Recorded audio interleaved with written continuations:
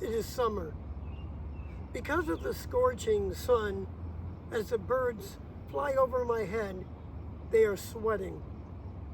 Their liquid falls to earth like little beads of water, and as the moisture tumbles downward to intercept my shoulder, it turns white.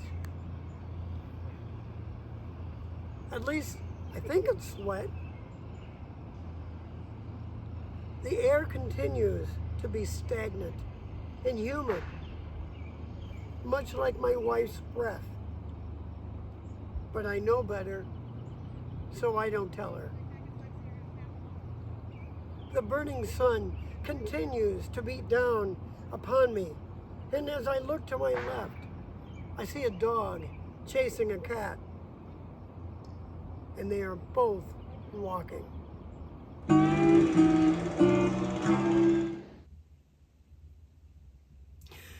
Now, I've been called a grumpy old man, and you know, that's a badge of honor I'd like to think that I earned.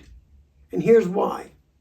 Last week, I'm going down the freeway doing 65 miles per hour on an even keel. Yeah, buddy. No man is ever going to go 64 in a 65. Just ain't going to happen. But I know that I can't go 66. No, sir. I don't dare go 66. And here's why. There is a sign I just passed on the freeway that says 65. And right over here, the other sign. I like to call her the wife. So to keep her pleased, I'm going 65 miles per hour. But I look behind me and some idiot is tailgating me. Not only is he tailgating me, but he looks to be like he's singing. Only the song he's singing is not something that I can share with such a sensitive audience such as yourselves. So I look back and I'm dealing with it because I glance over to my wife as if to say, see? And she looks at me as if to say, I double dog dare you. So, wanting to be happily married, I stay to the 65 miles per hour. But this guy's still pushing me. And then I snap. I just can't do it anymore. I push the pedal to the metal and I let it roar, which caused my wife to start to roar. And I look back and this guy's roaring. In fact, it's almost like his words and my wife's words are syncing up. They're singing the same song. It's like a heavenly choir, only it's not heaven to me. So I do what any sane man would do. I slowly and effectively made it to the slow lane. The slow lane, where no man in his right mind wants to go. And as I tried to explain to that idiot, you can't pass on a fast lane, so chill out. But now I'm in the slow lane, and I look at the wife, and she's starting to calm down. But I look behind me, and some idiot is pushing me now. He's tailgating. You can't win for losing. It's a no-win, no-win scenario. And that's why, my friends, I think I've earned that title of grumpy old man. And chances are, if you can relate to any of this, you're a grumpy old man too. Keep your stick on the ice.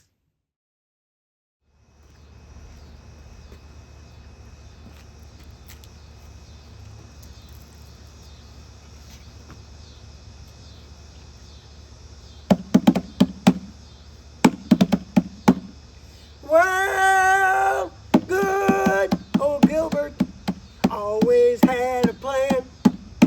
The good old Gilbert, crafty and a hell of a man. You know, he could hunt, he could fish, and had a green thumb. But the folks at the lodge knew his mind was a half a bubble of plum. Good old Gilbert, that good old Gilbert hindsight being 2020, none of us really liked him, and who needed the competition for hunting and fishing? And I tell you what he could do with that green thumb of his, and just where to stick it.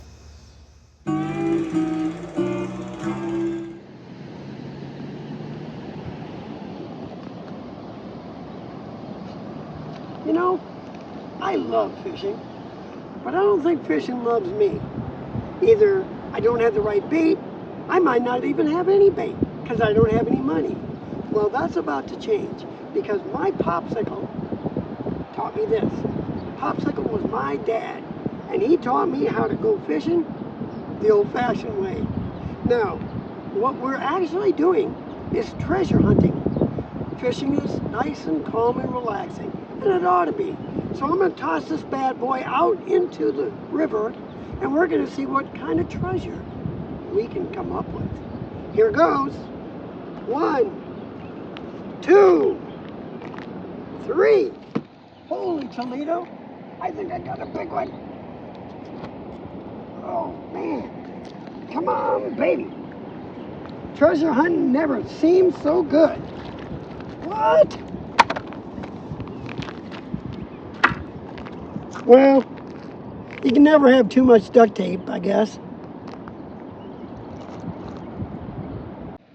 I think I better do a rethink here because I don't want to lose my rope.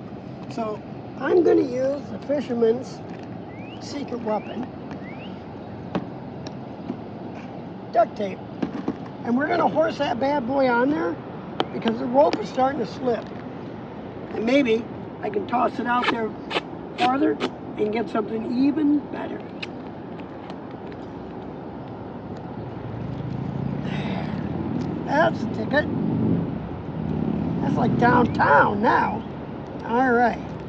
Don't be afraid to horse it on yours. You don't want to lose the rope. All right. Let's go fishing.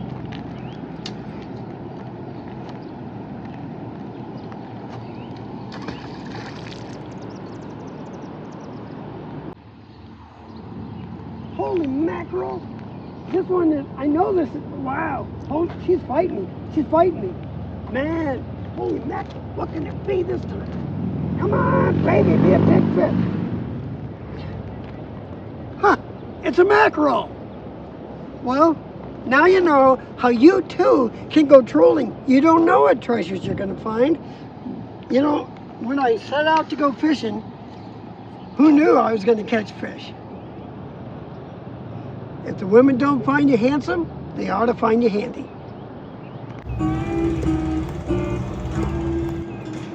Good morning. So on today's Handyman Corner, I am going to show you how to install air conditioning without the mess, without an actual air conditioner.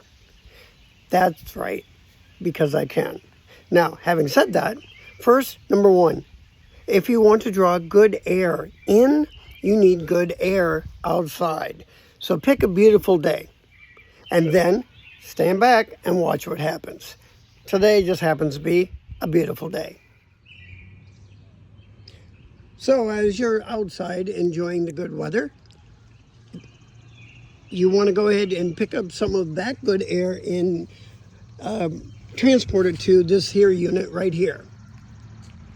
All right, so step one completed. Beautiful day out, good air. Now I'm going to show you a trick using the handyman's secret weapon, duct tape. Step two, what you want to do is go get a hold of a, I don't know, $20, $25, even a free fan if your neighbor's not home and you have access to the house, and install it in your window using the handyman's secret weapon if it doesn't already fit, like this unit here.